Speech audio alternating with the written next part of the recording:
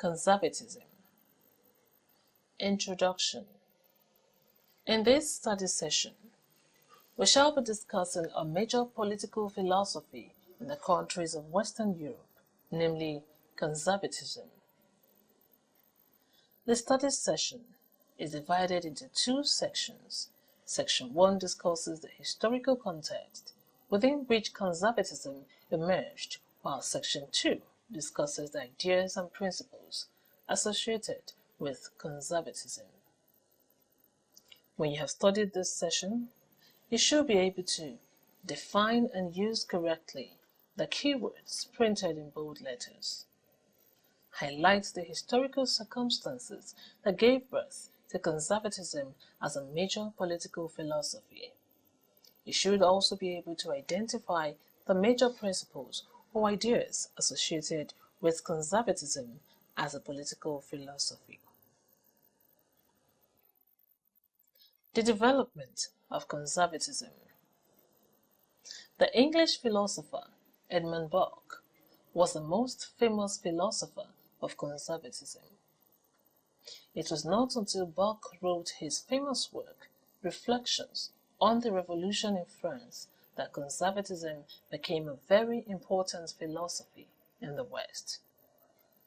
As the title of Burke's work suggests, the French Revolution of 1789 was an important factor in the development of conservatism. Indeed, the French Revolution was the most important single influence on the development of conservatism as a political philosophy. In his work, Burke condemned the French revolutionaries for assassinating a legitimate monarch, destroying the nobility, undermining religion, and breaking the loyalty of citizens to the government.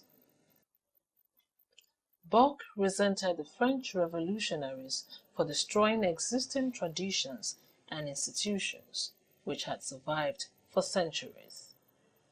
Burke feared that the French Revolution would turn into total anarchy, which would create conditions for the rise of arbitrary and violent dictatorship, and that this new dictatorship would spread to the rest of Europe. Apart from the French Revolution, two other events of the 18th century also helped to give birth to conservatism. These were the Industrial Revolution, which introduced man to new and sophisticated technologies, and the Enlightenment, which made reason, rather than tradition, the most important guide to human conduct. In reaction to these three forces of change in the 18th century, the French Revolution, the Industrial Revolution, and the Enlightenment, conservatism emerged as a philosophy which emphasized stability rather than change, and tradition rather than reason. Principles of conservatism. The following are some of the major ideas or principles associated with conservatism. The limited capacity of human reason. Conservatives were pessimistic about man's ability to improve his condition through the use of human reason. While not denying the importance of human reason, conservatives argue that it is dangerous for men to rely on it for understanding the nature of man and the nature of society, and for solution to all human problems. In short, conservatives believe that human reason is an imperfect guide to the analysis and solution of man's problems. The importance of traditional and existing institutions. Existing institutions and traditions are to be valued because they reflect the accumulated wisdom of the past.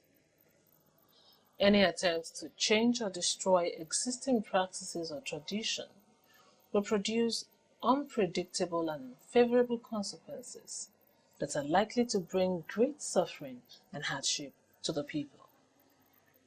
Furthermore, a new institution can never be as valuable and effective as an old one. This is not to say that conservatives did not want changes at all. Indeed, conservatives argue that existing institutions and traditions must be adjusted to cope with new developments. Conservatives, however, insisted that new institutions or practices should be introduced after very careful reflection and discussion, and in an orderly rather than abrupt manner. Inequality. Conservatives believe that men were naturally unequal in most human qualities. These natural inequalities are responsible for differences in the properties and social status of individuals. Hence, a person who has greater property and status is naturally superior to another person who has little or no property and status. Conservatives also argue that all societies, through recorded history, have been characterized by inequality, and that it will be unwise for anyone to attempt to eliminate by force this inequality as the French revolutionaries did.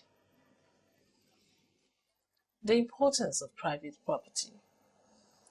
Like the classical liberals, conservatives emphasized the importance of private property.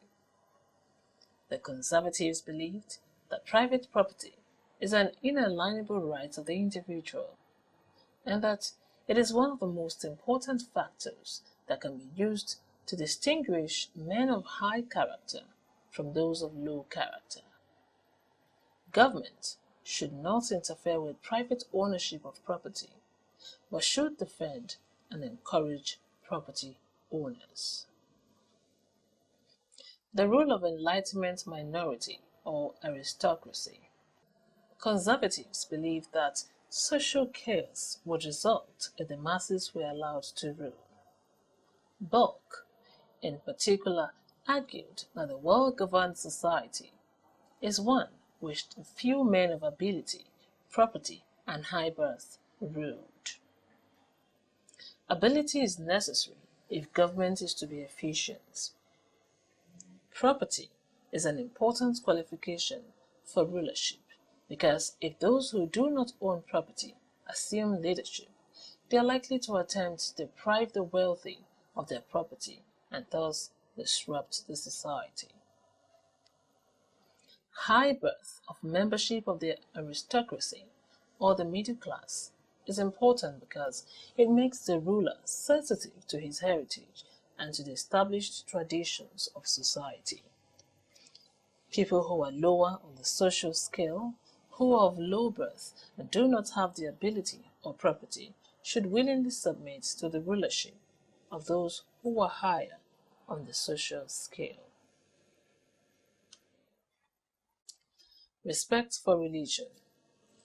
Conservatives believed in the value of religion and in the moral code which religion provides. According to the conservatives, stability in society must rest ultimately on man's faith in God and on his willingness to obey God's commandments. The many problems of human existence can be solved not by the use of human reason, but by relying on God and religion. Representative democracy. Conservatives did not oppose a democratic system of rule in which people would choose who will rule them. Burke, in particular, argued that the elected parliament was the proper governing agency of England. Burke, however, did not believe that the member of parliament should be bound by the wishes of those who elected them. He argued that while legislators should always consider the wishes of those who elected them in making decisions, they should not let such wishes prevent them from exercising their better judgment. As Burke puts it, while a member of the legislature ought to give a great weight to the wishes of his constituents, he ought never to sacrifice to them his unbiased opinion, his mature judgment, and his enlightened conscience. In this study session, we identified 7 principles of conservatism as a philosophy. Which of these principles are, in your opinion, reasonable and acceptable? Which of them would you consider unfair and unacceptable? What are the reasons for your answers? Post your response at eClassFaron.